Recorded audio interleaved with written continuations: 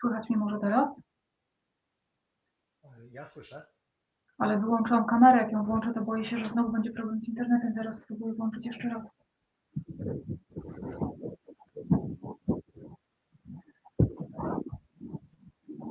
Dzień dobry wszystkim. Tam reklamy była. Spróbuję włączyć kamerę.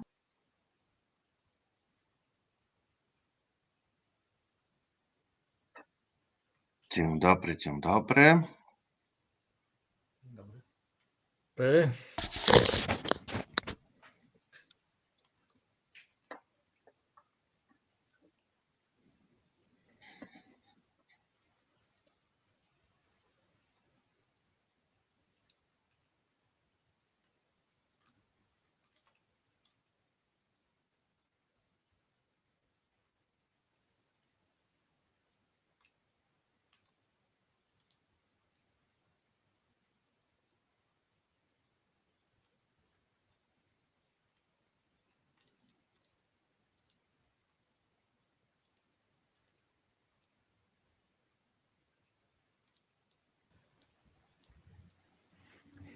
A teraz słychać mnie? Słychać Katarzyna? Tak, ale jak wyłączyłam kamerę, to niestety, a jak już ją wyłączam, to mam problem z internetem.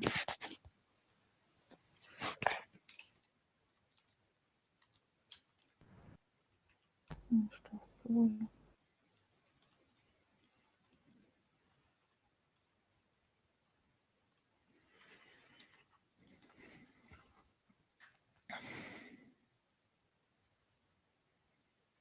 Hello.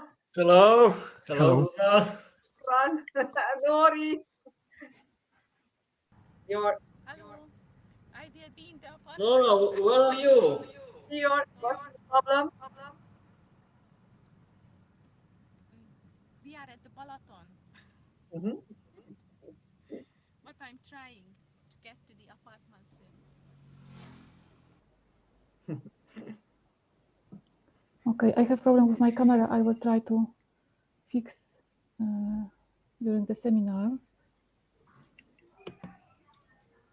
Oh. Hello, Marty. Cześć Marta. Cześć.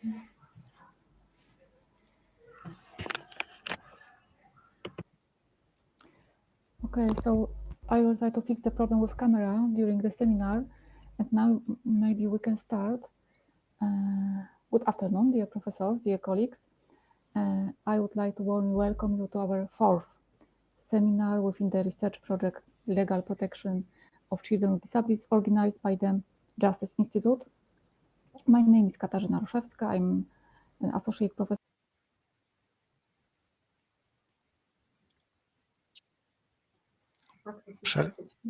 Przerwało coś. Okay. Can you hear the most of my speech or not? And now can you hear me? Yes, but not very good. Okay. Katarzyna, chyba musisz podgłośnić trochę głośność, dlatego słabo cię słychać. A teraz? Teraz Lepiej? jest ok. Dobrze, okay, thank you. So 7 presentations are expected today, given by professors from Hungary and Poland within the candidate for doctoral studies at my university, Mr. Grzegorz Kubalski. And from this seminar, as I suggested the last time, we will start with the Polish speakers. And presentations titles are as follows: Professor Wojciech Lis, an Institution of Personal Assistance for a Disabled Child. Dr. Paweł Zając, The Right to Health Protection of Children with Disabilities, Part 1. My presentation, Access to Education for Children with Disabilities in Poland. Mr. Grzegorz Kubalski, The Act Implementing the Convention on the Rights of Persons with Disabilities, Recommendation, March 2022. Professor Nora Jakab, Access to the Right to Social Security in Hungary. Professor Zuzia Wopera, The Legal Status of Children with Disabilities in Hungarian Substantive Civil Law. And Dr. Marta Benius, Access to Children's Rights, the Role of National Human Rights Institutions in General. So let's start. Please remember your time is limited. Professor Wojciech Lis, please, the floor is yours. Yes, thank you very much. Welcome everyone very warmly. A disabled child uses various forms of assistance, among which the institution of personal assistance is gaining in importance. So I made this service of a short analysis this time. Personal assistance is the accompanying support of a disabled person provided by another person. The purpose of personal assistance is to provide a disabled person with the greatest possible independence, to provide support in performing everyday activities, and in improving functioning in the environment of his or her life, increasing the ability to meet his or her needs and inclusion in social life. Thanks to this, social exclusion and discrimination are counteracted, and it contributes to strengthening self-esteem and realizing the subjectivity of people with disabilities. In this context, assistance services are part of the equal opportunity policy. The idea of introducing assistance services to the assistance system for people with disabilities originated in Sweden. In Poland, assistance services are provided on the basis of the Act of 23rd of October 2018 on the Solidarity Fund as part of programs dedicated to people with disabilities, renewed each year under the name of Personal Assistant of a Disabled Person. Detailed rules for participation in the program are set out in resolutions establishing subsequent editions of the program. Supervision over the implementation of the program belongs to the Ministry of Family and Social Policy, while the implementation of the program is ensured by the local government and non-governmental organizations on a voluntary basis, which means that not every commune or powiat has to implement it. If they join the program, they apply for subsidies for the provision of assistance services, have the funds allocated, employ assistants, and qualify disabled people to participate in the program. The program is dedicated to two categories of entities. Firstly, to children up to 16 years of age with a certificate of disability, including indications of the need for permanent or long-term care or assistance of another person due to the significantly limited possibility of independent existence and the need for constant participation in everyday life, the child's guardian, in the process of treatment, rehabilitation, and education. And secondly, to disabled people with a certificate of severe or moderate disability. The person participated in the program does not pay any fees because it is financed from public funds under the Special Solidarity Fund, separated from the funds of the Ministry of Family and Social Policy.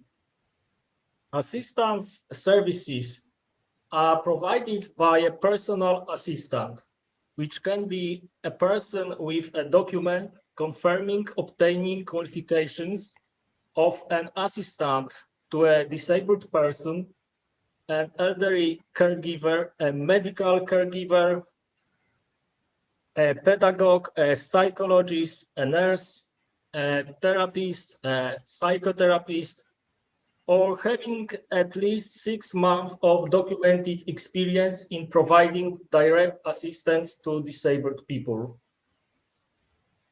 The assistant is selected by the legal guardian of a disabled child, but if he or she does not indicate it, the assistant is indicated by the entity providing assistance services.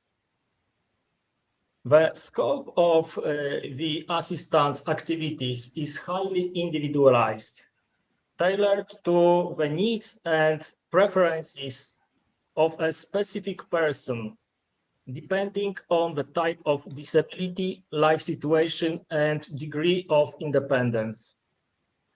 His basic duties towards a disabled child include, above all, help in performing everyday activities such as maintaining personal hygiene and order around him or her, help with dressing, meal preparation, and eating, ensuring access to medical appointments and rehabilitation classes, escorting to the educational institution and picking up after the end of classes, going for a walk or meeting up with friends, using cultural goods like museums, theaters, cinemas, galleries, etc.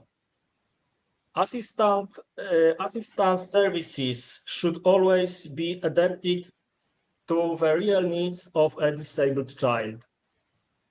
Assistance services may be provided 7 days a week, 24 hours a day, however, by the same person up to maximum of 20 hours a day. Unfortunately, assistants often only work during the day. There are no such services during the nights or holidays in practice. The legislator also introduced a limit of hours of assistance services financed from public funds per one disabled person in a given calendar year. Depending on the legal basis of a disability certificate, assistance services are provided from 360 to 840 hours a year. I will add that the cost of the assistant remuneration for the service provided may not exceed more or less 10 euros for 1 clock hour, including the employer's labor costs. It should be added and emphasized that the assistant does not take legal care of a disabled child, but only supports them in activities that are difficult or impossible for them to perform. A disabled child who uses the help of an assistant relieves parents of the need to provide him or her with constant care and assistance, allowing them to rest or perform other household or professional duties, gives them time to deal with official matters. Assistance services can only be provided by people who are not family members of a disabled child. It seems that excluding family members of a disabled child from the group of candidates for assistance may make it impossible to find someone who will suit his or her needs and preferences, especially in smaller towns, which may contribute to lowering the availability of assistance services. The legislator ruled out the possibility of duplicating forms of support for the disabled people. Therefore, it prohibited the provision of care services, specialist care services, or other services involving similar support financed from public funds during the hours when assistance services are provided. Summarizing these few remarks, it should be noted that assistance services seem to be the optimal solution for both the disabled child and his or her parents. The number of hours of assistance services that a disabled child can use should be determined by his or her real actual needs. Ideally, a disabled child should receive as many hours of support as he or she needs. Of course, it depends primarily on the financial capabilities of the state budget, hence the limitation of the hours of assistance services. It seems necessary to start using assistance services from the first days of the calendar year without having to wait until completion formal matters related to the transfer of funds, conclusion of contracts for the provision of service, or selection of a provider. Completing formalities cannot be done at the expense of time that should be spent only on assistance services. There is a lack of properly prepared information about assistance services and social campaigns encouraging people to take up employment as an assistant to a disabled person. Nevertheless, the public actions of the government in recent years indicate that the policy of supporting people with disabilities is moving away from the dominance of institutional help, evolving towards developing assistance services and giving them a systemic dimension. Thank you very much for your kind acceptance of these few remarks. Thank you. One more.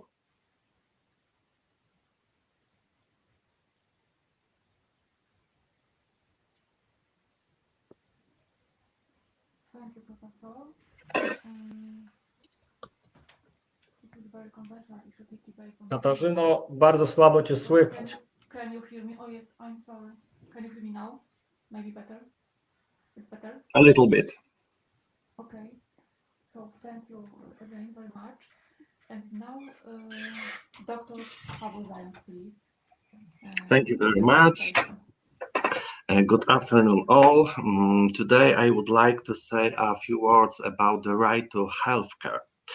It's very obvious that one of the most important of the rights of a child with a disability is the right to the health care, the essence of which is access to all medical services to which every citizen is entitled without discrimination on the ground of disability.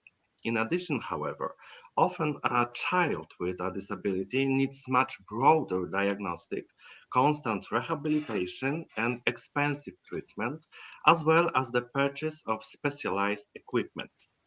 Access to the multiple elements of good quality healthcare is therefore vital for the well-being and development of children with disabilities and can even determine whether they survive beyond childhood and into adulthood. The basic normative act in the field of the ensuring access to the healthcare for children with disability is the Constitution of the Republic of Poland.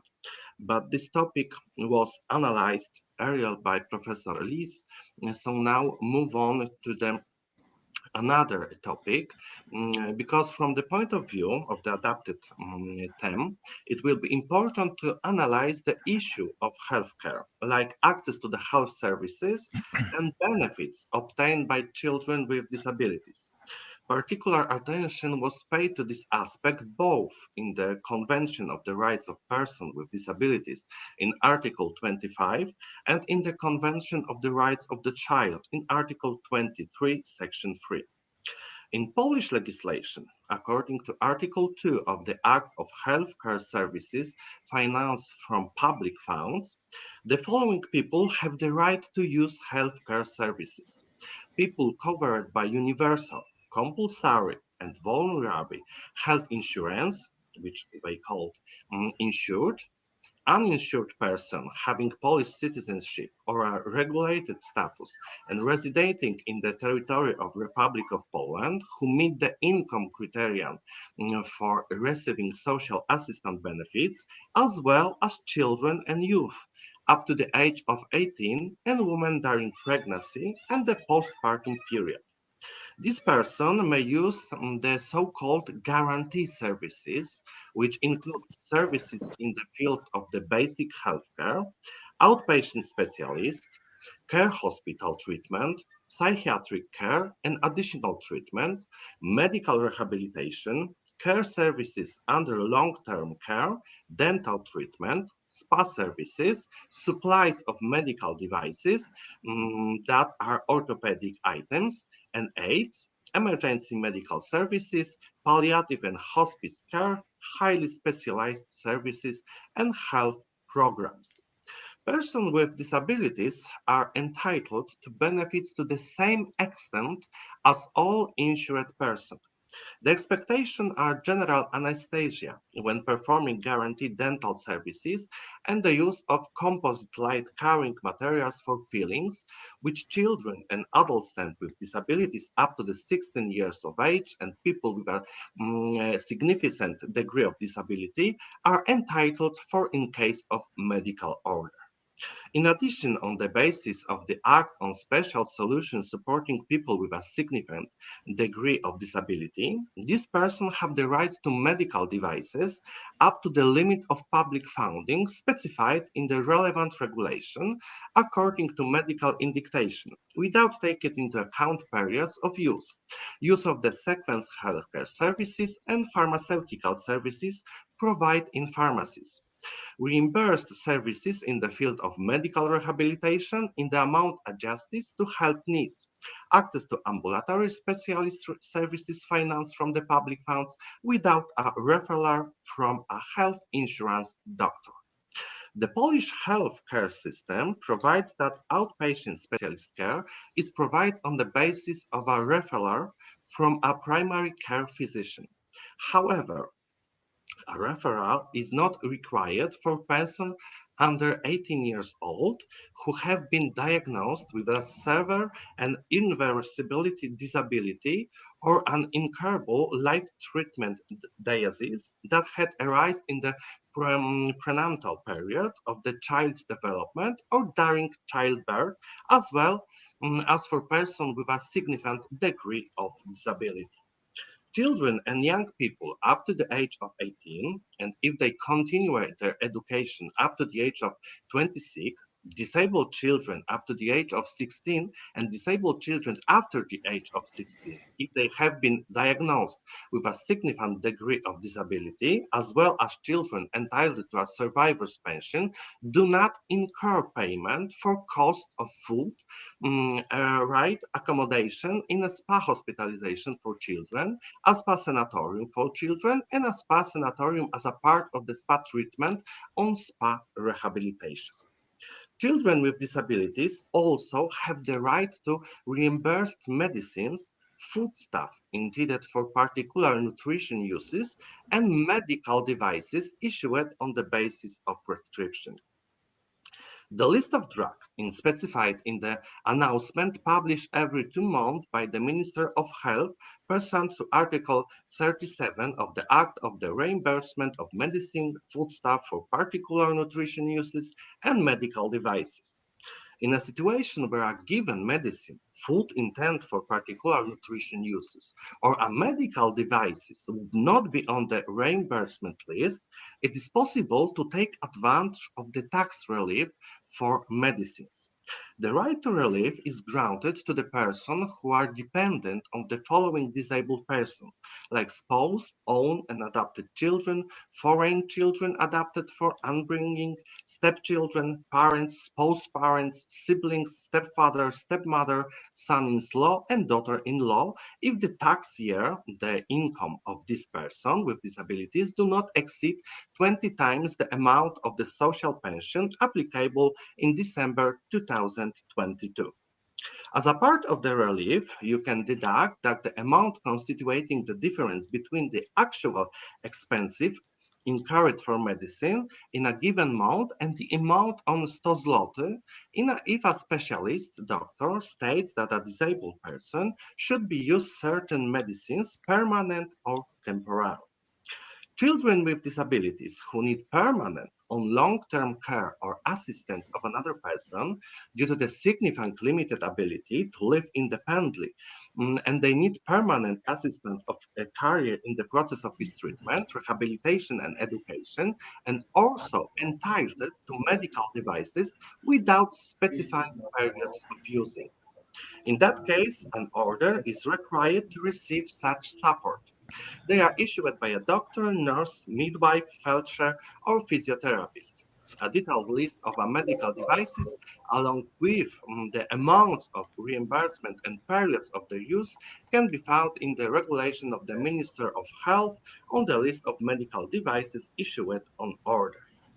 The analysis of the legal provision on ensuring the right to health care for children with disabilities shows that the Polish authorities implement the provision of both the Convention of the Rights of Persons with Disabilities and the Convention of the Rights of the Child.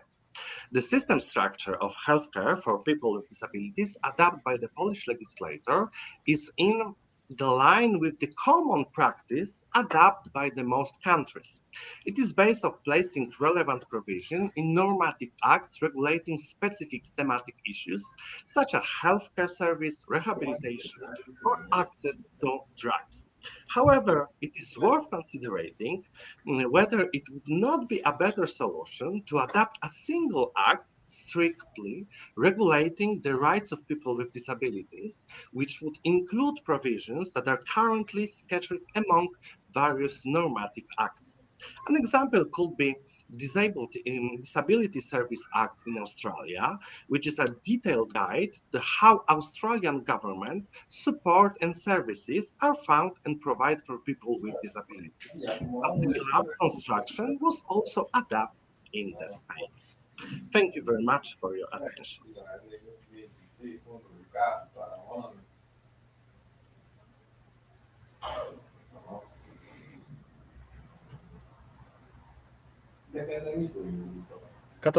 Katarzyno, nie słychać cię.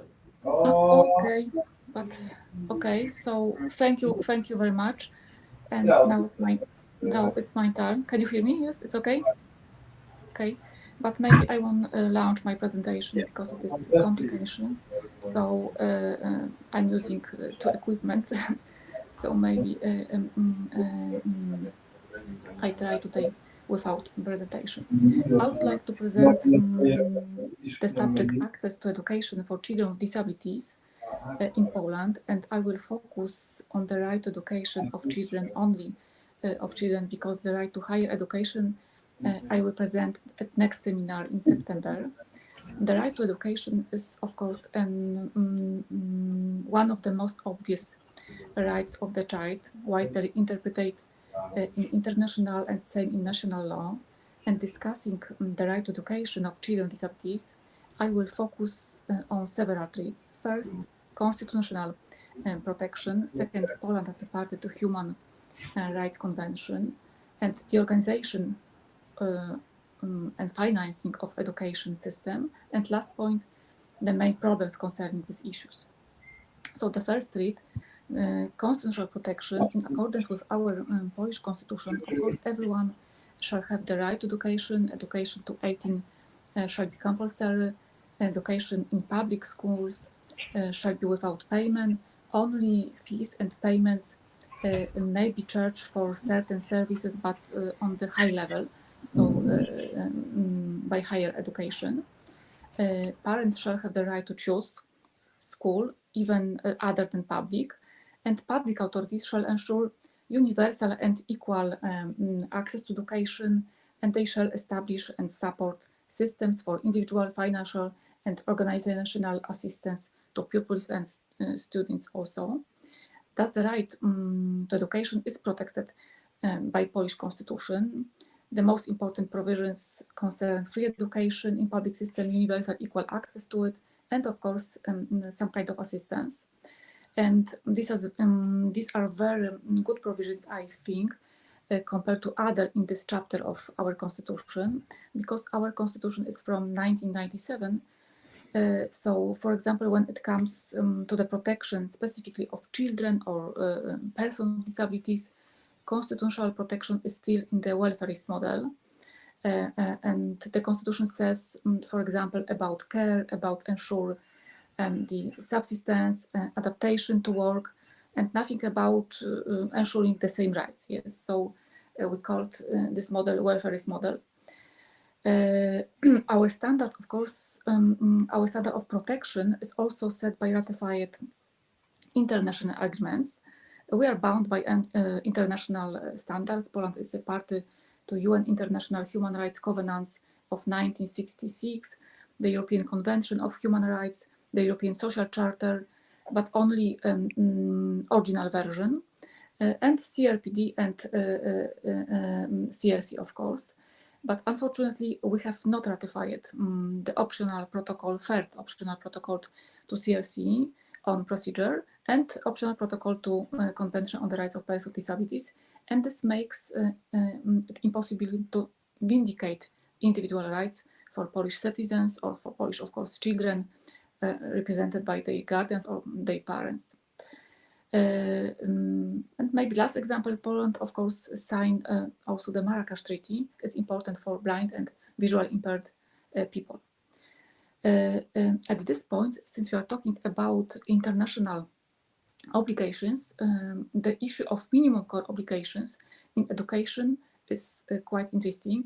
The CRPD committee, in its general comment to Article 24 on inclusive education, indicated that state should implement the core rights with immediate effect, and they are non-discrimination in all aspects of education, compulsory free primary education available to all, and reasonable accommodation to ensure non-exclusion from education, and failure to reasonable accommodation constitutes discrimination on the ground of disability. So this is very modest set of obligation, but Poland doesn't even do that. When it comes to education, we have, for example, the Act on Ensuring Accessibility for People with Special or Specific Needs, which indicates a general obligation to provide reasonable accommodation, but this act applies only to public entities and doesn't state that lack of reasonable accommodation constitutes discrimination, so it makes it difficult to enforce it. Our constitution states also the legal basis for binding Poland with EU law, but education is under the EU competence. It's a competence category of promoting, coordinating, and supplementing. So we know that European institutions adopted rather a number of programs and activities. There are no binding regulations in this area, but they, of course, affect this way national law, so Polish law also. And moving on to national law, so our Polish law, education law is, of course, public administrative law, so it's regulated in great detail. We have no problem with shaping the rights of children with disabilities. They are described in detail and in many variants. The right to education of children with disabilities is considered to be well guaranteed, but it's not the whole truth. I will talk about it in a moment. There are problems, for example, with the organization, of course, and with the money, as always, and with the carry out of duties by local governments in practice, with the enforcement of rights. So why do we think so that the right is quite well guaranteed? The special educational needs certificate guarantees minimum support at school. And this support results from the decision of pedagogical and psychological center. For example, not from the decision of school principal or school pedagogue. So this minimum support must be implemented by the principal, and it's really guaranteed. Next reason, because of money, how we call this solution, money follows the child. That doesn't mean it's enough money. However, the principal can spend them for other purpose. This has not been required in the past, so this change for the better, of course. And last reason, but set reason, education, whatever it is, ensure safe care for children, for example, where parents work, and it only gets worse after leaving school. Especially, there are no systematic solutions for youth, young people with the deepest severe intellectual or multiple disabilities in adult life, and they stay in four walls. Therefore, education is perceived better than other areas. How can the system be characterized? The best way is to point to forms of use the right to education, forms of support, and a bit about organization and financing of education for children with disabilities. So if we have different forms of education, it means that some kind of assessment mechanism is needed. And we have several disability and incapacity assessment systems, separate ones for education. Our law creates, apart from the category of disability, a separate category of children with special educational needs. It's quite common category in EU, and although it refers to some disabilities, the terms disability and special educational needs are not synonymous, of course, and cannot be used interchangeably. So now about several forms or models of education. Parents, the first rule, the parents choose the form. But sometimes, of course, it's an illusory choice due to the different availability of various forms of education.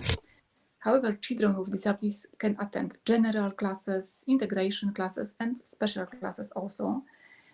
These are only for students with a certificate of the special educational needs. And more of them, of course, attend general and integrate classes. I would like to emphasize especially that in the past, special education was provided only by special schools, so in separate buildings, yes, in separate schools. And there are no formal obstacles for special classes in mainstream schools, so they emerge sometimes. And for example, my son graduated from that school this year, so special class in mainstream school.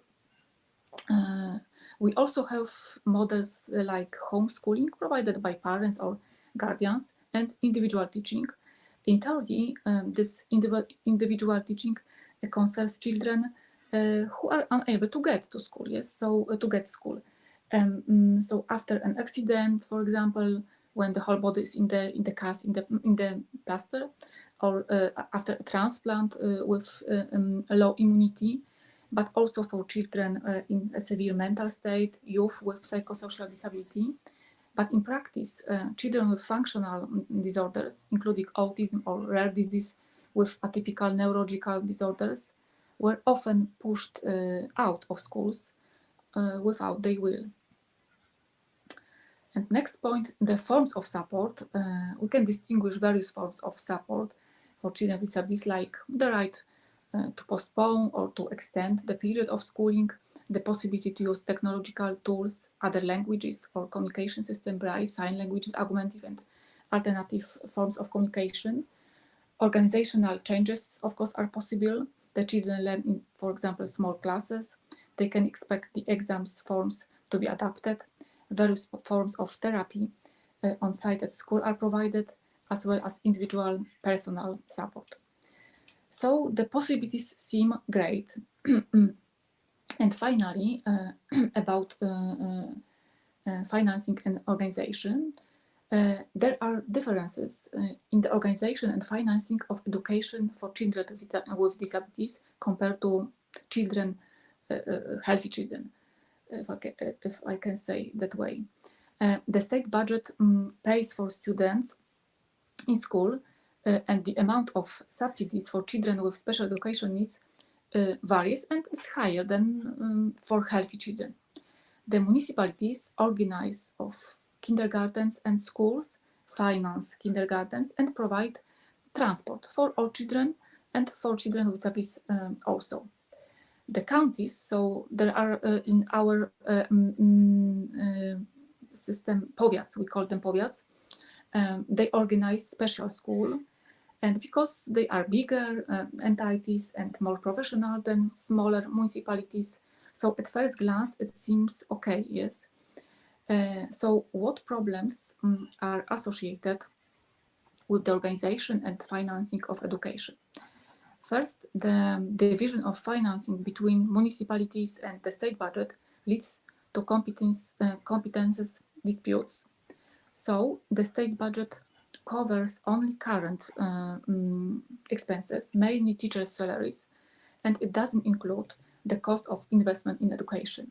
So poor municipalities, but not always, not only the poorest, generally municipalities often can't invest in every school, so they combine them. The children have far to school. They have, of course, transport, as I mentioned, but it takes time, which they need, especially children with disabilities, which they need for habitation, therapy, and for rest as adults. It's even worse with special schools because there are no school districts in the powiat. So children have farther to the district public school. Transport is organized, but through public procurement, and most often the basic condition is price. Yes, so not facilities, not time, not safety. It means the children are gathered from several neighborhoods before they arrive to school, and it sometimes takes even 2 hours each way. But because there are no districts, as I mentioned, they don't have to be admitted to any school at all. And sometimes, as we call unwanted children or students, especially with behavioral problems, undergo individual education at home, and they are separated. Other problem, it's very difficult to enforce the right in education if they are violated. The administrative complaint procedure for ensuring accessibility is full of loopholes for me, and you have, of course, to use the institution of protection of personal rights, yes, in civil law. But most often, the child will finish school before you enforce his or her rights. And not all accessible solutions are guaranteed. It's a serious problem for deaf community because children are not guaranteed the right to bilingual education, even in special school, yes, for deaf children. So they don't have guarantee bilingual education. And finally, even if the solutions are guaranteed, access to therapy is limited, not only by the amount of financial resources, but also by the lack of specialists or an insufficient number of them willing to work for the rates offered by public education. So that's all of my side. Thank you very much. Last speaker from Poland is Mr. Grzegorz Kubalski. Please, Mr. Kubalski, you can start. Thank you, Professor. Good evening. I'm really sorry because I can't start my presentation. I use this application for the first time, and I can see that it's not fully digital accessible for me because I'm a visually impaired person. So okay, maybe try without. Yes, can you without yes, I think launch the presentation? Yes, I think I can do it. Okay. So I like to say about the project. The main goal of this project is to adopt a new legislation, a new act that implementing the Convention on Rights of People with Disabilities. The project has started in 2020. The leader is the Ministry of Family and Social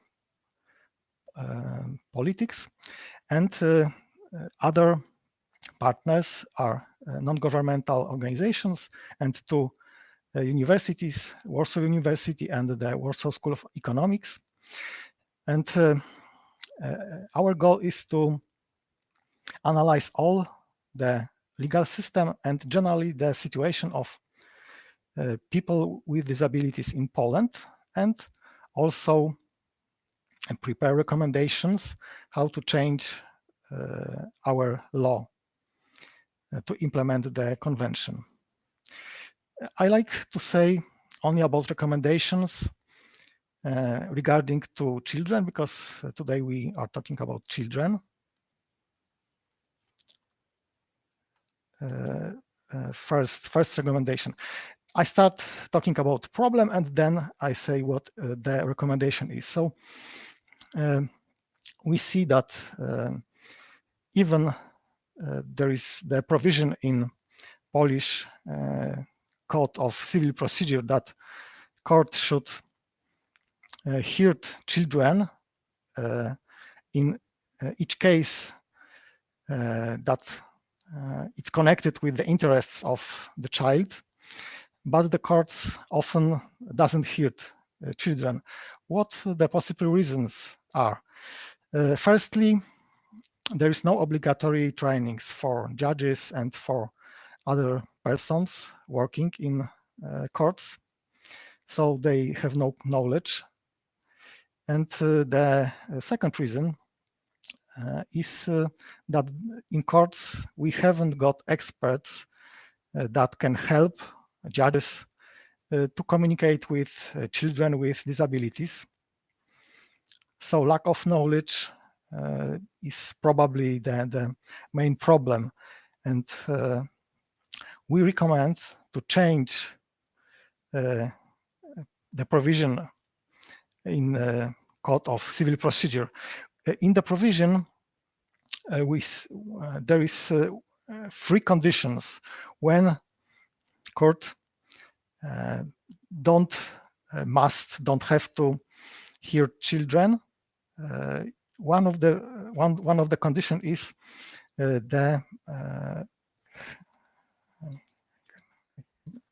have to, sorry.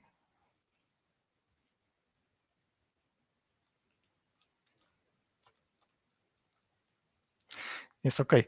So if health condition of the child is not enough, not so well, and then judge can say that he shouldn't hear the children. So the proposal is to delay this condition, and we propose that court should hear child with disabilities unconditionally. If we read Article 7 of the Convention, we can see in point 3 that children has right to express his view or her view freely. So it should be unconditionally.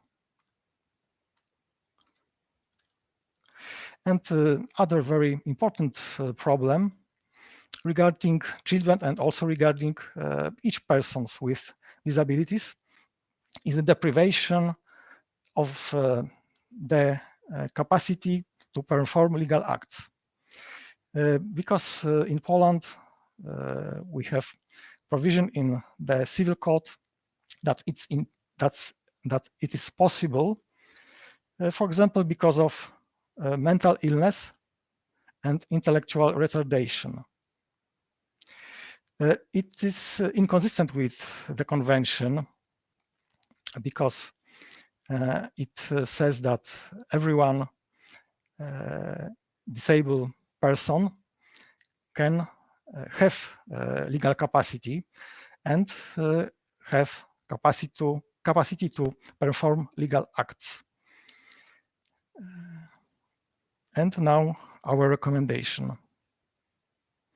So we propose to adopt new legislation, and there are two proposals how to solve the problem. First is legal assistance.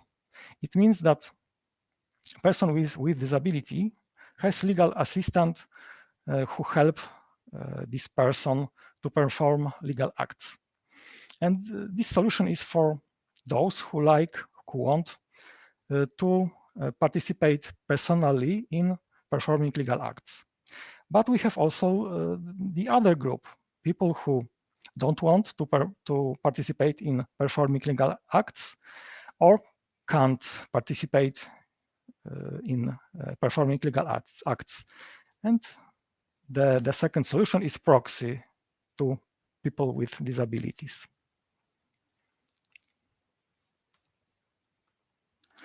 And third problem, personal assistance. Professor Lis said about it.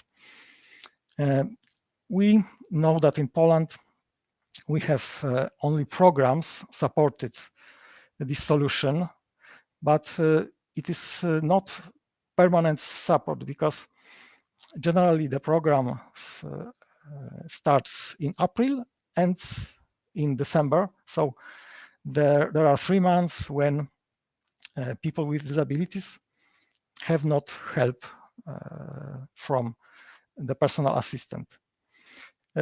Other problem is money, because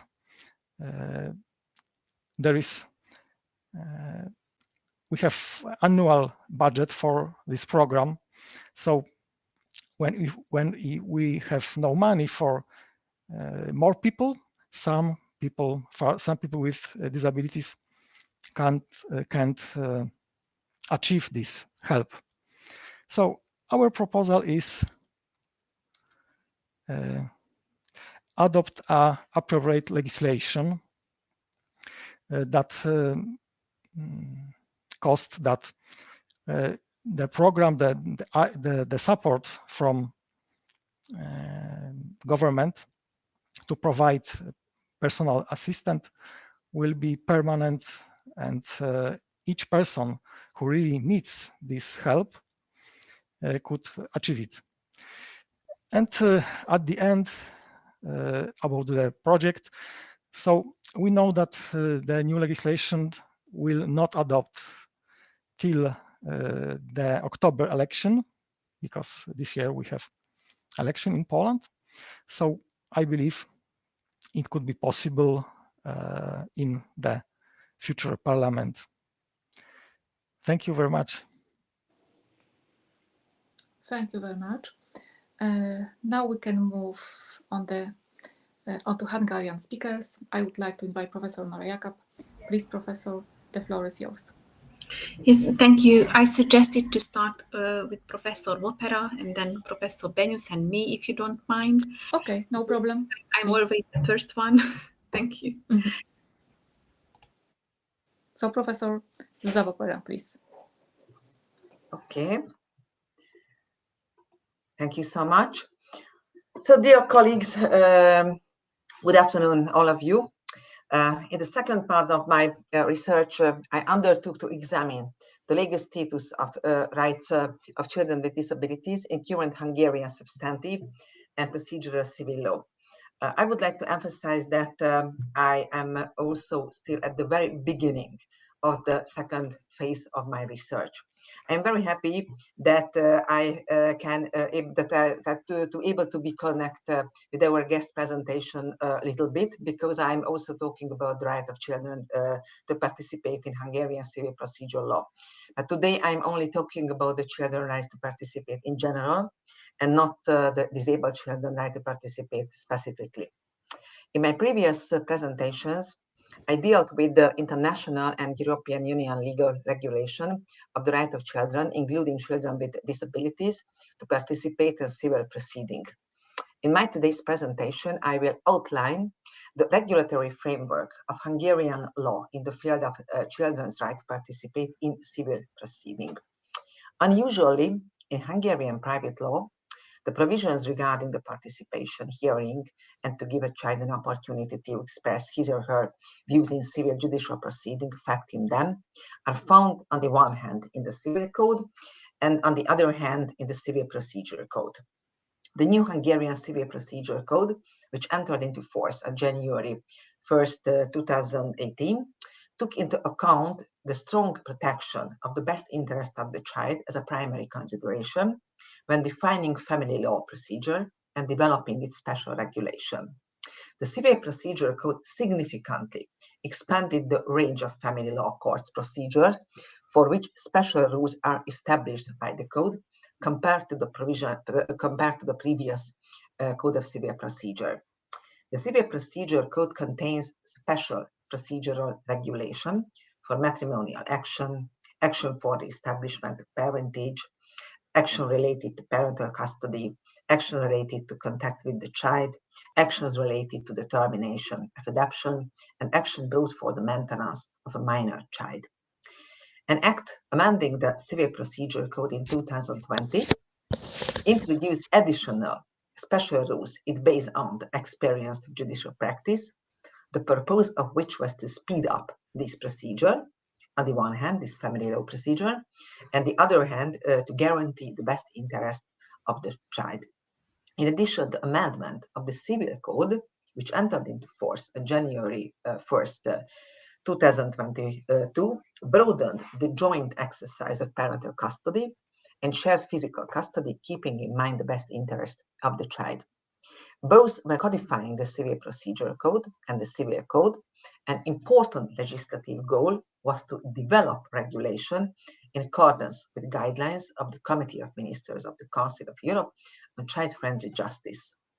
As the main element of the child-centered justice, the Civil Procedure Code allowed the court to ex officio exclude the public from the hearing by the protection of minor child, and also establishes special rules of territorial jurisdiction in family law procedures, which enable the family lawsuits to be initiated at the domicile or place of residence of the minor child. One of the most important innovations of the Civil Procedure Code for the strengthening of the child-friendly justice is that the code defines the rules for interviewing a minor child as an interested person. These were very important and progressive changes in our civil procedure system. The Civil Code, since its entry into force in 2014, it has placed great emphasis on getting to know the views of the child who has sufficient understanding. The provisions of the Civil Code entitled Involvement of the Child in Decision Making is of fundamental importance. According to this section, the parents are obliged to inform the child of any decision affecting him. They shall ensure that their child who has sufficient understanding may express his views before the decision are taken jointly with his parents. The parent shall take the child's views into account with appropriate weight according to his age and maturity. It has been a rule for several decades that in the procedure for settling the exercise of parental custody and for the child placement with a third party, the court shall hear both parents. If the court so orders, or if requested so by the child, either directly or with involving an expert, the child shall be heard as well. For a child older than 14, the consent of the child shall be required for any decision on parental custody and placement regarding him, unless the child's choice endangers his development. An important change was made in this regulation when amendment on August 1st, 2022, clearly strengthened and makes more effective the child's right to express his or her own views in family law actions affecting him. The so-called Parental Responsibility Act added that the court must inform the child who has sufficient understanding about the opportunity of express his or her own views.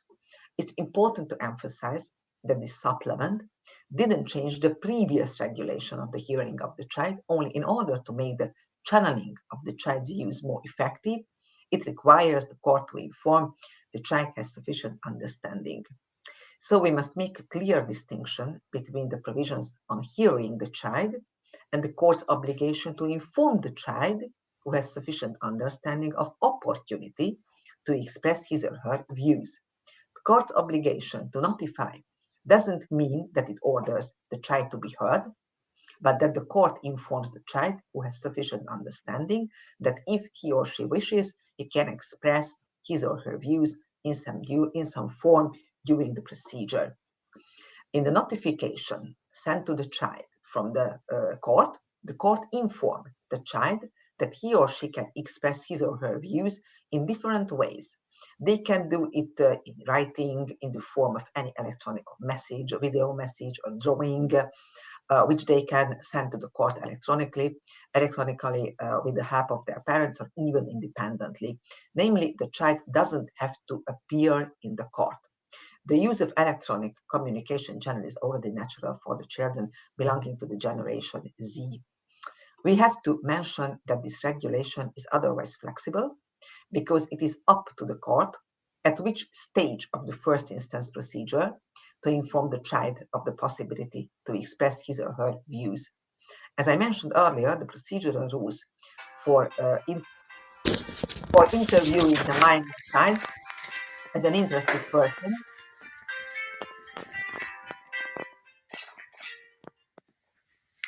Okay, I will continue. So as I mentioned earlier, the procedural rules for interviewing a minor child as an interested person can be found in the Hungarian Civil Procedure Code. If the court decides in the course of the action to interview the minor child as an interested person, in justified cases, it shall appoint ex officio a guardian ad litem for the minor. The court may interview the minor child in the absence of their parents or their representative as well. The interview of the minor shall be conducted in a suitable atmosphere and in a manner that is understandable for him, taking into account his age and the level of maturity. It should be noted that Hungarian civil law doesn't define the concept of child who has sufficient understanding. According to the Hungarian judicial practice, the court must examine the child who has sufficient understanding in each case, in which the age is not a determining factor. So, returning to the topic of the court's notice, in my opinion, it is reasonable to send a notice to the child at the beginning of the preparatory stage of the civil procedure. And if the child requests to be heard, it must be done as soon as possible within the framework of preliminary taking of evidence. It's important to use notices with different content and language in court proceeding according to age groups. It may be necessary to standardize the wording of the court's notices with the involvement of psychological experts, so it is sufficiently child-friendly. The new regulation in Civil Code, absolutely strengthening the right of the child to express his or her views, was implemented by the Parental Responsibility Act in 2021, which reflected the legal development that took place at the international level in the last decade in the field of taking children's rights seriously, the child-centered justice, and the regulation of cases involving parental responsibility. So in summary, it can be said that important changes have taken place in the field of strengthening the children's expression, their views, and their participation in family law procedure in Hungarian civil law in the last few years. I am sure that in order to accept and understand this concept, a change of attitude is needed so that it is clear that the child is not the subject of the procedure, but an interested person of the procedure who has right to participate and whose opinion matters.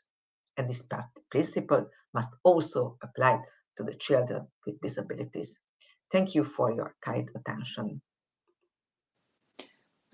Thank you very much. There are really I think, very, very detailed provisions, yes, and maybe they can be an example for us, for Poland, I mean. Okay, Dr. Marta Benius, please, with your speech, you can start. Yes, good evening, everyone. After my previous presentation, when I was analyzing the child rights-based approach towards children with disabilities, the next stage of my research will be to examine the access to this child rights-based approach and the possible institutional background that can enhance this accessibility. I will concentrate on the role of national human rights institutions, and I will argue that a separate NHI for the protection and promotion of children's rights may have a benefit for children with disabilities. I know that Poland has a separate ombudsperson for children, but Hungary does not. So firstly, I will cover this topic generally. Let's take a closer look on what are national human rights institutions. They act as guardians of human rights within a country. They play a crucial role in promoting and protecting human rights, holding governments accountable, and providing a platform for individuals to voice their concerns regarding human rights violations. NHRs are typically established and mandated by national legislation or constitutional provisions and operate as independent bodies for the government. Key functions of the national human rights institutions include monitoring and reporting. NHREs monitor the human rights institutions within their respective countries, investigating allegations of violations and producing comprehensive reports on their findings. These reports can shed light on issues such as discrimination, inequality, and abuse, providing evidence that can inform policy changes and legal reforms. It includes advocacy and awareness. NHREs raise awareness about human rights issues among the public, government officials, and other stakeholders by conducting workshops, seminars, and public campaigns. They strive to educate individuals about their rights and encourage a culture of respect for human dignity. They make policy recommendations. NHREs analyze national laws and policies to ensure they align with international human rights standards. They provide recommendations to governments on necessary changes to legislation or practices that may be contributing to rights violations. They engage with international mechanisms. NHREs often collaborate with international human rights organizations and participate in the United Nations and regional human rights forums. This involvement allows them to share experiences, best practices, and challenges with other countries and contribute to the global human rights discourse. They are forums of individual complaint handlings.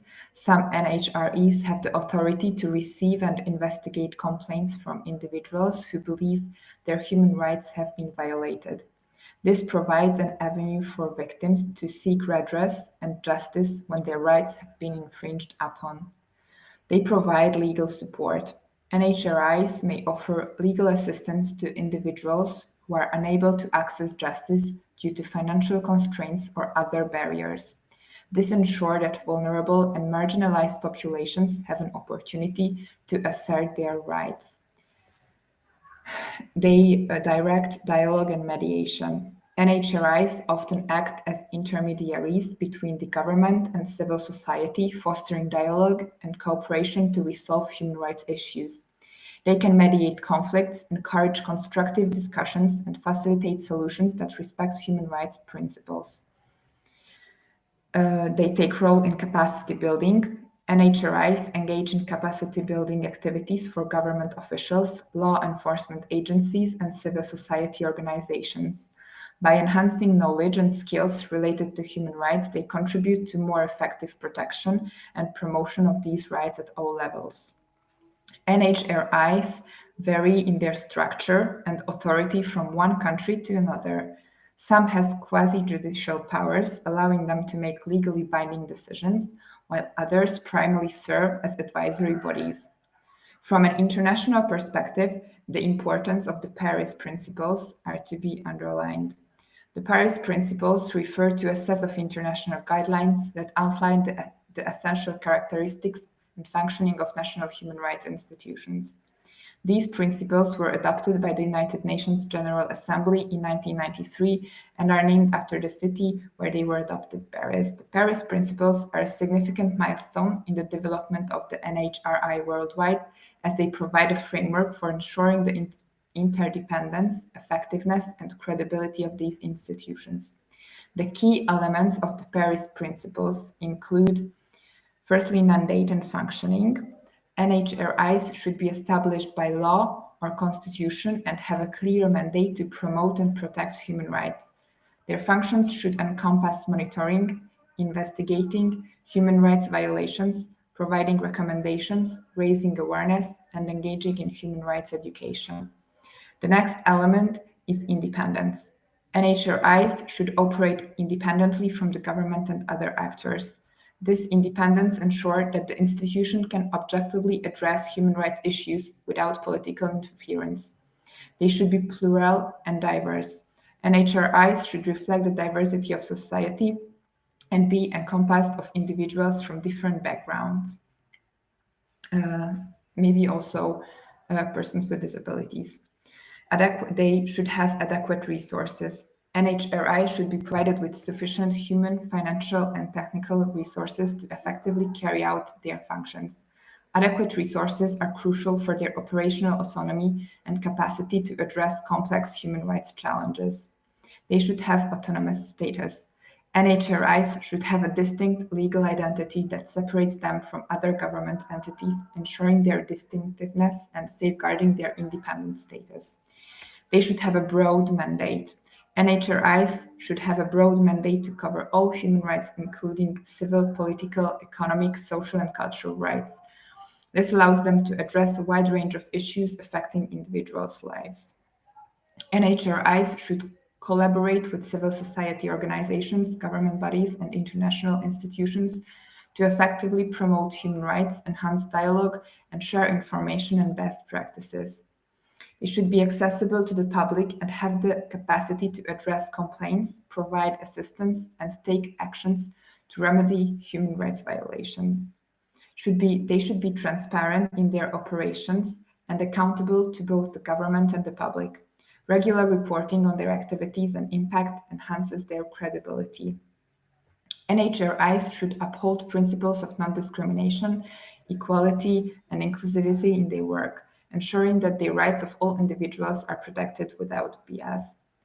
The adoption of the Paris Principles has contributed to the growth of the development of NHRIs globally. NHRIs that adhere to these principles are recognized as more effective, credible, and legitimate institutions that can contribute significantly to the promotion and protection of human rights within the respective countries. Over the years, the Paris Principles have been utilized as a benchmark for evaluating the establishment and functioning of NHRIs, helping to guide countries in creating institutions that have a positive impact of the protection of the particular rights. What are the NHIs for children's rights? They are specialized bodies dedicated to promoting and protecting the rights of children within a country. What are the key features and functions of NHRIs for children's? They include specialized expertise. NHRIs for children's rights are staffed with experts who have a deep understanding of child development, child psychology, education, health, and legal frameworks, and a knowledge on legal frameworks related to children's rights. These institutions raise awareness about children's rights and advocate for their implementation at all levels of society. They engage in public campaigns, educational initiatives, and outreach programs to ensure that children and adults are informed about children's rights. NHRIs for children's rights monitor the well-being of children and investigate violations of their rights. They produce reports on the state of children's rights, highlighting areas of concerns and recommending policy changes to address issues such as child labor, child trafficking, access to education, and child protection. These institutions contribute to the development of the child-friendly policies, laws, and regulations. They provide recommendations to the government for changes in legislation and practices that affect children's rights. NHRIs for children's rights may provide legal support to children who are victims of abuse, neglect, or exploitation. They ensure that children have access to justice and that their voices are heard in legal proceedings. These institutions encourage and facilitate the participation of children in matters that affect them. They create platforms for children to express their opinions, share their experiences, and actively engage in decision-making processes. NHRIs for children's rights conduct research to gather data on various aspects of children's lives. This research informs policies and programs that improve the well-being of children. These institutions collaborate with government agencies, civil society organizations, international bodies, and other stakeholders to strengthen the protection and promotion of children's rights. Some NHRIs for children's rights establish mechanisms for individuals, including children themselves, to file complaints regarding violation of children's rights. This allows for timely intervention and redress. NHRIs for children's rights provide training to professionals working with children, such as teachers, healthcare providers, law enforcement officers, and social workers, to ensure that children's rights are respected in all sectors. Unlike in Poland, currently in Hungary, there is no separate NHAR for children's rights. Further on, I will introduce the current legislative framework and analyze the necessity of an institution that has dedicated mandate and resources for comprehensive work in the field of children's rights, including those on the periphery, such as children with disabilities. Thank you very much for your attention. Thank you very much. And last speaker today, Professor Nora Jakab. Please, Professor, you may begin. Thank you. Dear colleagues, in the last month, I've been working on the chapter. I don't know what you've been dealing with, but I have been preparing it. And I would like to share with you my key findings in this chapter.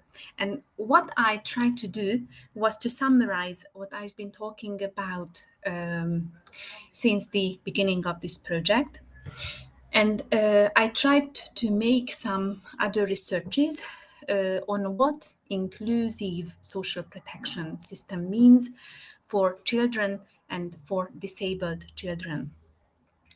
Therefore, in the chapter, I have tried to summarize again the social rights and the importance of social security and the dogmatic of social law. And in this part, I have focused also on Central European authors, so not really on Western Europeans, because I think that we are not very visible as Central European authors.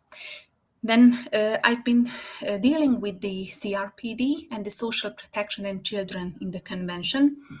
And it was obvious that the CRPD brought a totally different approach to the social security system as well, because it's been a human-centered social security, and what it means in our context, I will talk a little bit later. Then I went to the Convention on the Rights of the Child, and at one seminar, I was talking about the right to benefit from the social security, so I summarized the key findings in this. Then I went to the social protection of children, and I tried to look at the figures. And when I tried to go deeper into the research regarding this subject, I have found out how important the costs of the social security regarding children and families are. I have presented the related costs of social security in the chapter, and I just realized that on average 1.1% of the GDP worldwide is spent on child and family benefits for children under the age of 14. And it is a very significant underinvestment in children, including disabled children. And it affects not only the children's overall well-being and long-term development, but also the future of economic and social development of countries they live in. So to be in a very effective social protection system citizen, I think it's one of the most important human rights regarding disabled children. Then I went to such terminology like what it means to have a child-sensitive social protection system, and what does it mean to have a life cycle approach to the social protection. I sometimes change social protection and social security, but I know that it's different, and Pavel was talking about that. I think one of the seminars that you have got in Poland, the social protection, and I was talking about social security. So I know that they are not the same, but the English literature really deal with these two kind of terminologies, like being equal, but in our terminology, it's not equal to have social protection and social security. However, there is a sort of interchange in the chapter I've been written, and then I have tried to figure out, according to all this literature, what would I recommend for the Hungarian and the Polish legislator and all those who work in the practice, how to think over the Hungarian.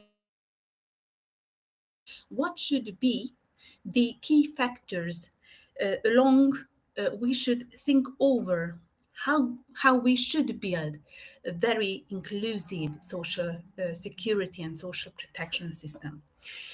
So I have provided quite a lot of views on what child sensitiveness and what inclusive and comprehensive social protection system means. It can be read in the Delegaferenda in the recommendations. So the next step, what I'm going to talk about in September and October is going to be to think over what the Hungarian system is like, and whether is it child sensitive, whether is it inclusive. So I think at the end of the research, I will be able to provide the Hungarian and the Polish legislator with some recommendations on what would be, I think, worth to do. I don't know whether we need any further information or not. I was not very concrete, but I think it's holiday and it's August, so I think we should finish. So thank you very much for your attention. Thank you much. Thank you, dear professors and doctors, for your excellent lectures today you gave. And thank you for sending your papers to our monograph. I think we will make it on time, so it's okay. And we can officially finish our seminar. But if you have any project matters, of course, we can stay for a moment. But now, in this moment, thank you very much again, all of you, and see you in September on 14th, I think. Yes, on 14th. Thank you very much. Thank you very much. Thank you. Okay. Thank you. Have a nice summer. Have a nice summer. Bye-bye. Thank you very much. See you in a month. Yes. Bye-bye. Bye-bye. Bye. Bye.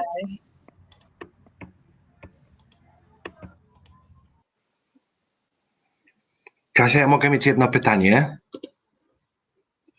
Głośnik masz wyłączony. Już przepraszam. No, poszło Dobra. dobrze jest. Słuchaj, mam takie pytanko. Mogę zmienić jeszcze tytuł wystąpienia na następne seminarium? Myślę, że tak. Myślę, że tak. No, jeżeli pytano nas o wystąpienia na konferencji, a przecież one też zostały w tej jakby koncepcji badania gdzieś tam wpisane i dopytywano i bez problemu chyba Marta zmieniła, to myślę, że tak. Super, to ja Ci w takim układzie prześlę jutro nowy ten temat, żebyś tam miała. No, bylebyś mi przypomniał po prostu przed tym 14, bo ja sobie tam wtedy wpisuję, żeby Was przedstawić, tylko tyle, nie? Dobra, to Ci prześlę przed 14. Dzięki wielkie. Dobra. Miłych wakacji. Hej. Również dzięki, do zobaczenia, hej.